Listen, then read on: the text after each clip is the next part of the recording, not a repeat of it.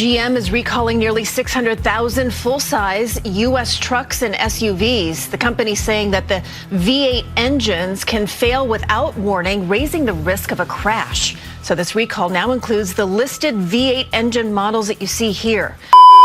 I'm contemplating, guys. I mean, this is huge. Unfortunately, the L87 motor that is in a lot of GM's vehicles, including my ZR2 behind me, is now being recalled.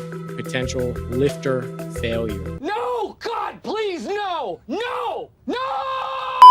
What, 600,000 plus? I heard upwards of 800,000 plus. GM is going to fix the problem for free. And what should I do? Those Ford, those Ram, those Toyota guys out there are going to be, oh yeah, time to get a different truck. This is my baby and always will be.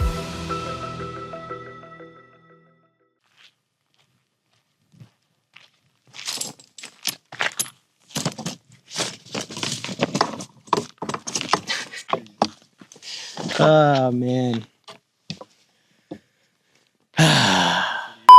Well, guys, the National Highway Traffic Safety Administration investigation is finally doing what we wanted, or getting the results that we wanted. Unfortunately, the L87 motor that is in a lot of GM's vehicles, including my ZR2 behind me, the Cadillac Escalade, GMC Sierra, the Yukons, the Tahoes and Suburbans, is now being recalled due to potential lifter failure.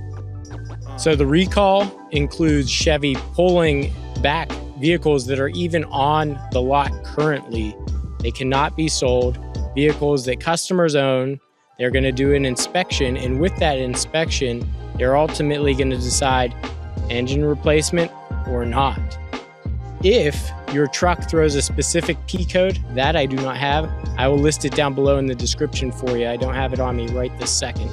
You get a full engine replacement, and we are no longer using the 0W20 oil. We're using an oil with a thicker viscosity for higher performance engines, 0W40, and they're going to give us a new cap as well, which reflects so. So, with that being said, I'm contemplating, guys. I mean, this is huge. Do I do it? My ZR2 has 25,000 miles. As of this morning on my way to work, I hit 25,000 miles. The thing runs smoother than ever. I know GM, Chevy, every manufacturer, I should say, is not going to be able to replace what, 600,000 plus? I heard upwards of 800,000 plus engines in these vehicles, ranging from the years of 2021 to 2024. Altogether, I mean, that's a lot of replacements, a lot of unhappy customers. A lot of you in the groups that I follow on Facebook and on Instagram have reached out, either ridiculing me for my engine. Why would you get that if you're not a Chevy GM guy?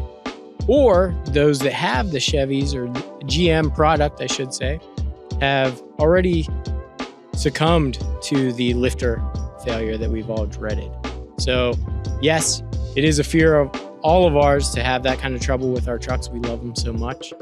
But Chevy, GM, you know, they're fixing the problem now. Now the question is, what do we do? Do we move forward and go with the replacement? Of course, I would say, if you have the problem. Or do we wait until it happens? Now, whether or not you have any or have the code, GM is going to fix the problem for free. It's nothing out of pocket for the consumer. Meaning, if you have the code and they're doing the engine replacement oil swap, or if you don't have the code and they're just doing the oil swap, it's nothing out of pocket. So that is a pro. Obviously, the cons will be the amount of people that are just waiting in line while our trucks probably sit there for months waiting for all these new engines. It's, you know, what do we do? When do we do it? We know that we all qualify for it if you own that engine, as do I. And it's a matter of timing, maybe. First come, first serve, first in, first out, who knows? Or is it a matter of waiting until they better the process, which I don't know how you can with over 800 or or 600 to 800,000. Again, I've heard both numbers in multiple different articles that I've read. Vehicles that are going to need this replacement. So a lot is on the line. So the vehicles included in this are the ones sold from or manufactured on March 1st, 2021 to May 31st, 2024. So if those vehicles are still on the lot, obviously, those are up for recall. Someone I follow and many of you follow, the Lone Star Hawaiian, just did a whole engine rebuild, basically, where he went in and removed the DFM, right? That full DFM delete manually. He didn't do the range technology, which I love and I'm a big advocate for. DFM Disabler, the Pulsar LT for his older model Silverado, he actually got his hands dirty and did a phenomenal job, if you ask me, of doing it. I don't think I'm brave enough to undertake that on my own, but point being, there are solutions to this.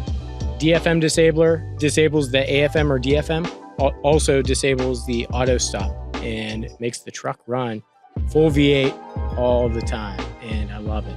And then I also have the throttle controller from them as well, AMP's 2.0 throttle controller. So things that make the truck run nice, but temporary fix for the major glaring issue from GM. I actually have it here from GM Authority, one of the articles that I have read, and I wanted to bring it up just so I could state it correctly for you guys. Sediment buildup was the first set of evidence on the rod bearing damage, resulting in sediment contamination in the crankshaft, oil galleries, and connecting rods. Second, some crankshafts produced during this period exhibited out of spec dimensions and inadequate surface finishes. These combined flaws can lead to accelerated bearing wear, which in turn may cause severe engine damage or outright failure. Get in the comments below. Let me know, guys. Have you experienced it yourself? If so, what did you do? This is obviously before this whole investigation for many of you, as I've seen countless of you on the Facebook groups that I'm a part of speak out on what you were going to do and how you were going to overcome that.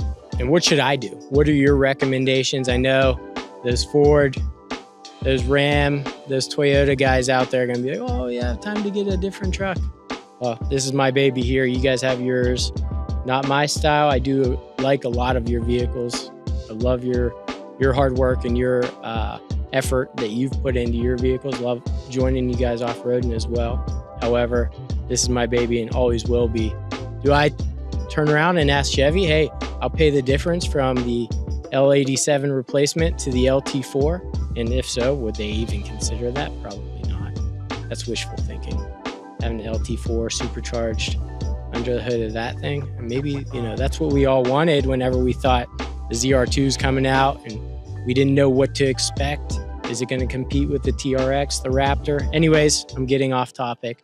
Point is, the L87 engine is finally recalled. So we have to make a choice as owners, how we do it, when we do it, and how long we want to go without our trucks. It really depends on GM themselves. As I had mentioned, the truck, the ZR2, hit 25,000 miles just this morning, and it runs great, runs smooth, runs awesome. Again, I pay credit to the DFM Disabler, which if you guys want, I have links below from buyp3.com. Discount code BLUEGARAGE. You guys can get yours. I know many of you already have, and I appreciate that.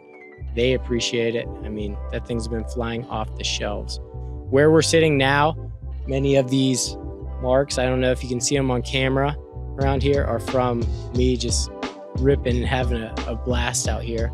And Daniel sitting behind the camera laughing because, he's getting sucked back into his seat trying to hold the camera still. But we make do and we have a blast. Overall, I love the truck. I wouldn't replace it for the world. So, we're so far into this build already, and I have a lot planned months out from now and everything in between as well. So it's not coming to a stop. I just don't know, do I put a pause? Where do I put the pause on the build in order to correct this recall or get this recall corrected? So get in the comments below. Let me know what issues you guys have had, or hey, maybe your truck runs great and you're at 40, 50, 60, 100,000 miles and how things are working for you. Ultimately, like I said, 25,000, running amazing, and I could not be happier. All right, guys, I want to close by saying that GM is working as quickly as possible to correct this matter for customer safety, according to caranddriver.com, as their #1 priority. So without further ado, guys, I mean, that's all I really have on this truck, on this engine. I'm going to wrap it up right here. Let me know in the comments below. I couldn't be happier with my truck. How do you feel about yours now that it is part of a 600,000 plus vehicle recall? Are you getting rid of it? Or are you going to have it fixed sooner or later? Have you had the P code pop up? Thank you guys again, as always, for tuning into the Blue Garage. I am Greg. Hit that like button. Let me know. This is my first time ever doing a podcast type setup. Maybe you want to see more of this. Maybe you don't. If not, be honest. I'm open to it. I'm here to just have a good time and enjoy the ZR2 and the build process. So if you want to see other people on the podcast, if it does ever become that, we could do that as well. Let me know who you want to see or if you're interested yourself. So thanks again for tuning in. Hit that like button, hit that subscribe button. And yeah, let's get these engines replaced, I guess, you know. LT4, let's go. I don't know.